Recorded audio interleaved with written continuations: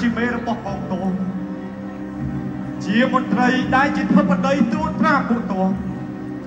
ដូច្នេះរាល់ពាក្យសម្ដីរាល់បញ្ជាគឺត្រូវប្រកាន់នៅពាក្យសច្ចៈ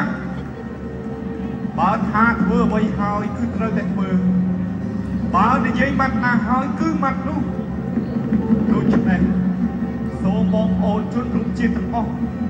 កុំសុំអំបរធ្វើអ្វីទៀតទុកឲ្យខ្ញុំជាអ្នកសម្រេចនិងបំពេញបំណងជូនជាតិមាតុភូមិផងចុះ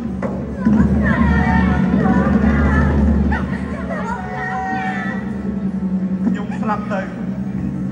គឺទៅការប្រឡឹងគ្រប់វីរៈកងទ័ពដែលបានពលីក្នុងបុព្វហេតុការពារជាតិ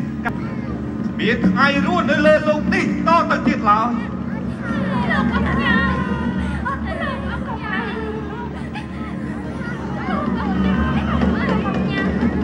ជាចុងក្រោយខ្ញុំសូមឲ្យបងប្អូនទាំងអស់គ្នាចងចាំថានៅថ្ងៃ15កើតខែពិសានៅពេលដែលឮសំឡេងសន្ធឹកស្រែកហូរបញ្ជ្រាវនៅលើមេឃសូមឲ្យលើកទ័ពចេញទៅច្បាំងចុះនោះខ្មាំងសត្រូវនឹងបរាជ័យជាមិនខាន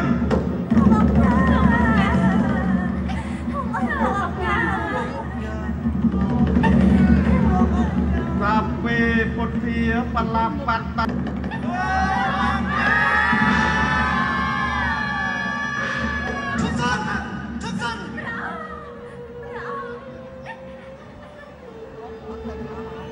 ានតើមានអ្នកណាដឹកនាំទ័ពចេញច្បាំងនឹងខ្ញុំទៀត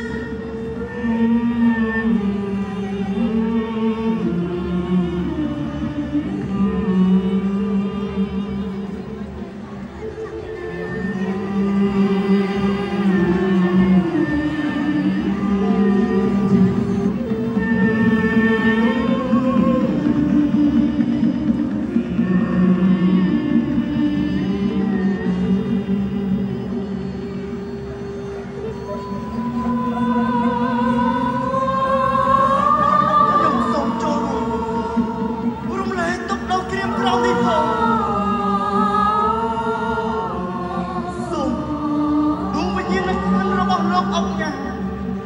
lúc trong tiêu khăn khiêu lúc mà nhiên ca lúc mà nhiên bạn tay riêng tại bạn bố chia chi vật bằng công tốt chua mục là bọn dương trong bộ ca chuyên viên là bọn chào xiêm đi xuống áo viên đi